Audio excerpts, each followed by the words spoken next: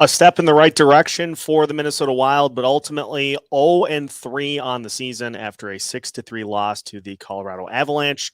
Our Locked On Wild postcast starts right now. You are Locked On Wild Postcast, part of Locked On Sports Minnesota, your team every day.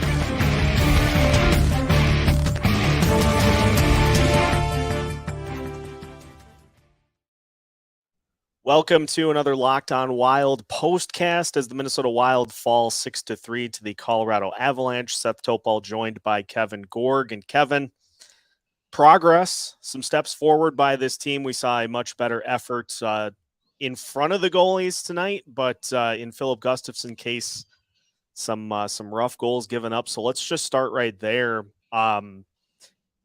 I thought Gustavsson did some good things tonight. He made some really big saves for this team, but you look at the goals that were given up, and those are some that you want to see your goalie come up with saves on pretty much every night.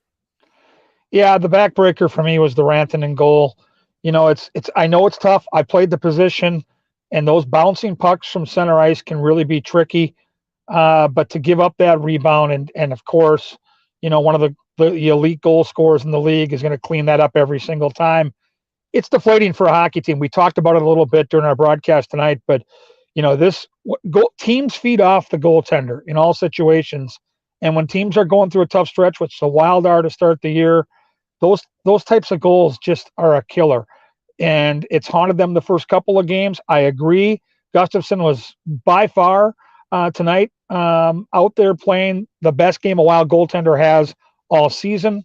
The Avalanche had a couple nice tip-ins, but in the end, it wasn't good enough. And so back to the drawing board, one more game on this homestand. And I assume Marc-Andre Fleury will start Thursday against Vancouver. And that is a huge, huge start for him and this team. Yeah, it's not going to get any easier. And we'll take a look at what is coming up here in a little bit. But we talked about, you know, the team in front of Filip Gustavsson tonight. They battled. This team battled back from deficits of 1-0, 2-1, you name it. They were battling back from it up until the end. It's hard when you ask your offense on any given night, you know, 20 goals allowed in 3 games. This team has scored 12 goals, which you would normally be enough to get you to 3-0. It's just a lot to ask of an offense to get you 6 or 7 goals every night in order to win a game. Dean Evason just had his post-game presser, and I think he made a really strong point. They've yet to have a lead, and teams play different when they play from in front, especially teams that are really trying to get a win. And when you're constantly having to chase the hockey game, you don't always consciously mean to get off your game defensively, but you are going to cheat a little bit. You are going to try to press the issue, and until they start to play better at the drop of the puck and give themselves a lead, it's going to be difficult for this team to cash in a win. So that, to me, is the biggest challenge on Thursday against Vancouver. They're not the Avalanche. They're not the Rangers. They're similar to the LA Kings, where they're a fringe playoff team on home ice that you should beat, period. And you do that by going out there in the first 10 minutes, shutting them down, and getting the first goal of the hockey game. I think it'd be a completely different feel if they could pull that off. I know fans are frustrated with what happened with Marco Rossi getting scratched, looking like maybe he was going to get into the lineup after Matt Zuccarello left practice. Zuccarello ultimately ends up playing. We're gonna let that one go because you assume at some point that's going to get figured out. But another rookie for this team that just continues to make winning plays and to really impress, Calen Addison, 3 assists tonight. Yeah, it's refreshing to see a young player given an opportunity and do the most with it. He was told before training camp that he wasn't a lock to make the team, but if he had a good camp, not only would he make the team, but he'd be given the chance to be a big part of their power play and kind of the shift in the mentality that they want to have with the man advantage. And give this youngster some credit. You know, he's really taken the ball and run with it. He was awesome during training camp in the preseason. And the power play, if you could point to one thing that gives you hope, that if the fans are out there watching right now that says, you know what, it's going to be okay. They're going to get this thing figured out. If their power play can be, let's just say, top 5 in the league this year, which they're showing signs it might be. Remember, you've got Matt Boldy, you've got Kirill Kaprizov, you've got an unbelievable puck mover in Matt Zuccarello. What they've been missing is that quarterback at the top there that can make plays, and Addison looks like he might be that guy. And to me, that is without a doubt the biggest positive here in the first 3 games of the season. Kevin, we saw more movement with the lines, trying to roll 1 through 4 tonight than we have in the first few games of the season. And Mason Shaw into the lineup tonight to be on the line with Dewar and Duhaime.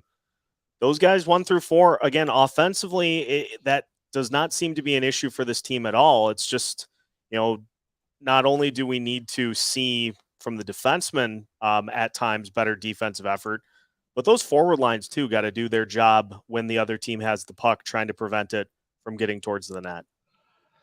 I've always said it with this team. They're at their best, this group, and we saw this the last couple of years, when the group is buying in and playing good defense. Now, I saw much better indicators and signs tonight that they were getting back to their real identity, but this team has always been at their best when they frustrated teams with their defensive zone play as a group, created turnovers, and then used their skill in transition. They didn't do that in games 1 or 2. They got away from their identity big time. Avalanche probably forced their hand a little bit because I think everybody tries to ramp it up defensively against a team of that skill level, but they certainly looked like they were getting back to who they are. And this is a bulk of the same team that put up a franchise best 113 points last year. Yes, the goaltending has to be better. Yes, they've got to play better as a group, but they've got to get back to defending. And I think Thursday night, that to me will be the biggest tell. Can they get back to that type of game? Because Vancouver's got plenty of weapons to burn you. You play a loosey-goosey game like they did against LA, you're not going to win. We'll talk after the pause about what I thought was one of the turning points of the game, in which the Wild had that delayed penalty and ended up just having one that they took to negate that. So we'll discuss that and a couple of other penalties that ended up costing the team tonight. Ultimately, a 6-3 loss for the Minnesota Wild. We will continue our Locked On Wild postcast after this word from our sponsor. The numbers don't lie. In the last decade, over 4 million people have chosen Simply Safe Home Security to protect their home. You don't earn the trust of that many people without doing something right. At Simply Safe, your safety is the only thing that matters. And whether you are a longtime homeowner looking to upgrade your security or a first-time home buyer trying to give yourself peace of mind, Simply Safe is the way to go. With 24/7 professional monitoring, Simply Safe's agents call you the moment a threat is detected and dispatch police or first responders in an emergency, even if you're not home or can't be reached. Customize the perfect system for your home in just a few minutes at simplysafe.com/lockedonnhl and save 20% on your Simply Safe security system when you sign up for an interactive monitoring plan and get your first month free. Visit simplysafe.com/lockedonnhl to learn more. There's no safe like Simply Safe. Minnesota Wild lose 6-3 to the Colorado Avalanche to fall to 0-3 on the season. Kevin, I thought one of the turning points in the game was that delayed penalty, and Matt Boldy, credit to Boldy for realizing, hey, we got an opportunity to kind of play this out a little bit and kind of retreating to allow the Wild a chance to get things refreshed and get a couple fresh skaters on the ice. You can't take a too many men penalty in that instance. No, and Dean Evison, during his post-game presser here just a couple minutes ago, laid on the sword and said that too many men is always on the coaches. I will tell you, because I was in the tunnel right behind the bench, that the coaches did not send that player out there. So he can lay on the sword all he wants. I think what happened, if my memory serves me right, Seth, it was a unique situation that was 4-on-4. The delay penalty gave the Wild a chance to play 5-on-4. Now, somebody on the bench noticed that and said, we don't have our sixth player out. Whenever the goalie gets pulled, you got to have 6. It's an easy mistake to make. It's the wrong time to make it. And it just compounds a very frustrating start to the season, because that situation right there was a chance for the Wild to take over and get the crowd back into the game. And then I thought shorthanded later in the game when Freddie Gaudreau had that amazing play. If that puck goes in at 4-3, if the Wild score next, I was convinced they were going to win that hockey game. But when it didn't go in, you could just kind of feel Colorado get a little wind behind those sails, and shortly later, it was a 5-3 score. Yeah, and that's the story of the season right now, is that it seems like when this team has had opportunities to overcome all of this that's going on, it comes up a few inches short. The potential game tying goal against the Kings that was saved 6 inches from going in, and then that one by Gaudreau, you hit it right on the head. It just, the bounces are not going the Wild's way so far. They're not. And I will remind fans that last year with 113 points, they had a stretch where they lost 4 in a row. They had another stretch where they went 0-5-1. Everything gets magnified when it's the start of the season. The expectations are high. They had this record-breaking year last year. But if it ends up being a 3-game losing streak and they lose or they win on Thursday against Vancouver, you can overcome it. The worry I have right now for this hockey team is you started at home. Let's say you don't win on Thursday and then you leave for 10 days and you go to 5 cities. I don't care who you're playing. I know Detroit and Chicago and Montreal are on that list along with Ottawa and Boston. But my point is it can snowball. I know it's early. I know it's October. It's hard to put it into perspective. I think they're going to be okay, but I do believe Thursday is a super, super important game, especially if Fleury gets the call, which I think he will. We saw a bunch of line changes for tonight's game just to try to kind of jumpstart, shake things up for this team. Do you anticipate that we're going to see these combos stay, or will we maybe see the team go back to some semblance of what they did at the beginning of the season? You know, I think Dean Evason's very calculated. I think he's very intelligent. And I think if you go back and take a look at the preseason, I know it's preseason hockey, and so fans say, well, you know, it's not the same. And I get it, it's not. But there are some tells.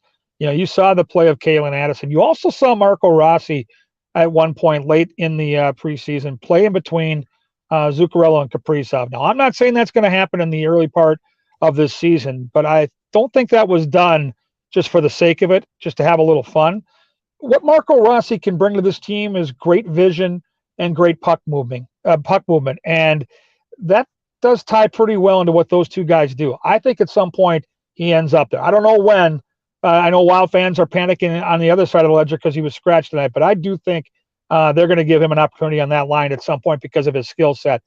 I don't know. You know, I think a lot of it hinges on when we see Jordan Greenway. He's been cleared for full contact along with John Merrill, and I think people have forgotten about that. But I'm telling you, especially when they get on the road here, if you could have Jordan Greenway back out there with Joel Eriksson-Ek and Marcus Foligno, that is a huge, huge step for the Minnesota Wild. I don't think it's that far away. He's looked good in practice.